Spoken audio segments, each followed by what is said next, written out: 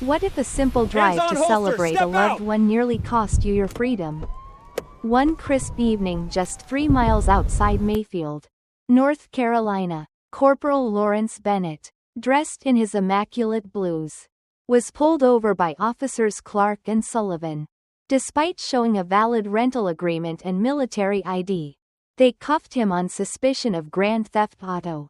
Humiliated as he sat in the station's holding cell, Lawrence drew on his father's words, General William Bennett's belief that truth is the strongest weapon.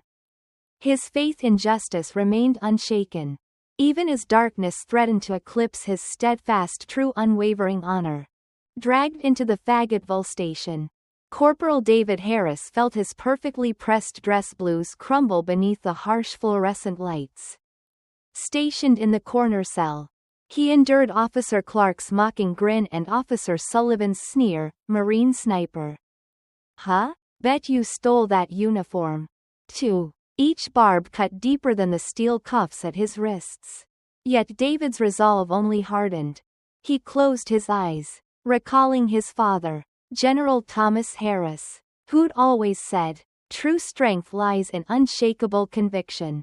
In that cramped cell, surrounded by humiliation and doubt, David summoned every lesson he'd learned on the battlefield: remain composed, stand firm, and trust in the truth. Though laughter echoed outside his cell door, his spirit remained unbroken, fueled by a quiet certainty that justice would prevail. No uniform wrinkle, no cruel word could extinguish the honor that had guided him through 2 tours overseas, and that would soon restore his good name.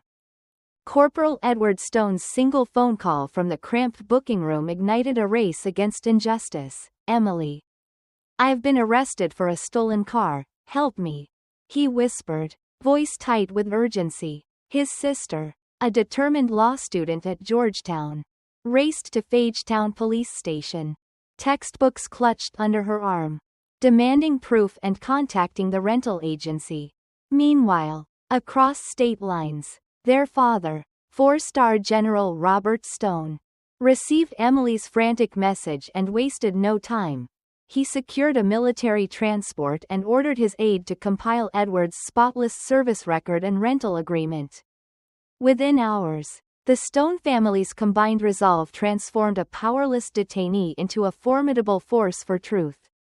Sisterly devotion and a father's unwavering authority converged beneath the station's harsh fluorescent lights, proving that family bonds, and unassailable evidence, can overturn even the gravest of errors.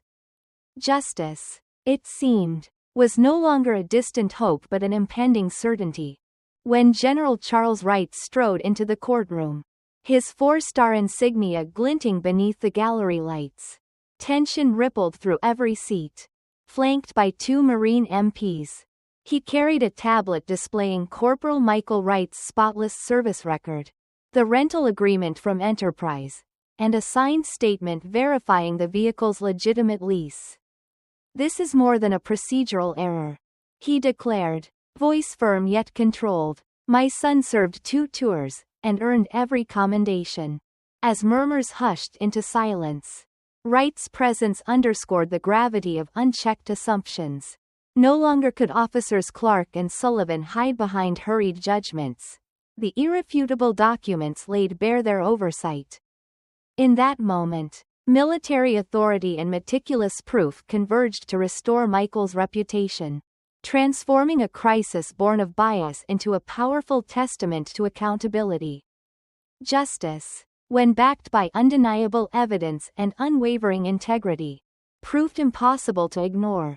As the gavel fell, Judge Miriam Morgan's voice rang clear: "All charges are hereby dismissed." Relief washed over Corporal Michael Wright as the bailiff removed his handcuffs, transforming the hush in the courtroom into an almost reverent silence. Michael stood tall, military bearing restored, as General Charles Wright stepped forward to embrace his son.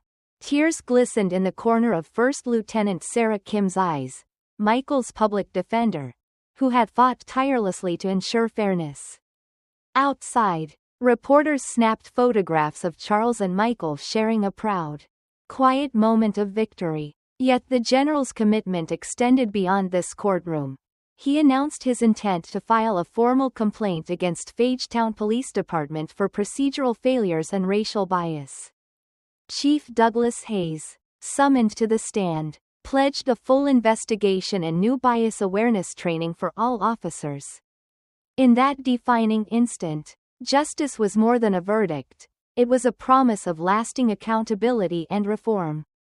A testament to the power of truth upheld by those who refuse to look away. As they exited the courtroom, General Charles Wright faced a sea of flashing cameras and reporters crowding the steps. With Michael and First Lieutenant Sarah Kim at his side, he vowed to hold the Georgetown Police Department accountable for its procedural failures and inherent biases. This case revealed a troubling pattern of assumptions. He declared, "We're filing a formal complaint, demanding mandatory bias awareness training, transparent review processes, and a military community liaison program to bridge gaps between service members and law enforcement." Chief Douglas Haze, present and unflinching, nodded solemnly, promising an internal investigation and the rollout of new de-escalation protocols by year's end. Days later, the department issued a public apology, acknowledging the harm inflicted and outlining concrete reform timelines. Local veterans groups and civil rights advocates rallied behind the Wright family, hosting town hall meetings to combat prejudice. Michael returned to his unit, head held high, while Sarah took on pro bono cases for the wrongfully detained.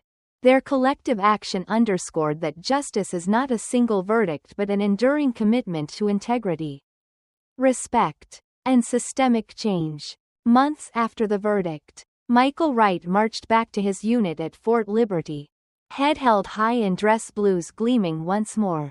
His postponed backyard barbecue, complete with 8-foot picnic tables and a rescheduled wedding ceremony under white string lights, became a celebration not just of his cleared name but of collective resilience. First Lieutenant Sarah Kim launched a pro bono clinic for veterans wrongfully detained, while local advocacy groups partnered with Chief Douglas Haze to roll out bias awareness workshops across 5 counties. A military community liaison program bridged the gap between service members and town law enforcement, cutting response times by nearly 30% and fostering genuine understanding. Reporters documented every step, turning one man's fight into a catalyst for systemic change. Ultimately, the Wright family's unwavering integrity reminded everyone that a single act of courage can ripple outward, transforming suspicion into solidarity and doubt into reform. Life lesson: never judge a story by its cover. Stand firm in your convictions. Speak truth with compassion, and let integrity be your guiding star. Join the conversation. Share your own experiences of standing up for what's right in the comments below. And don't forget to subscribe for more powerful tales of justice and resilience.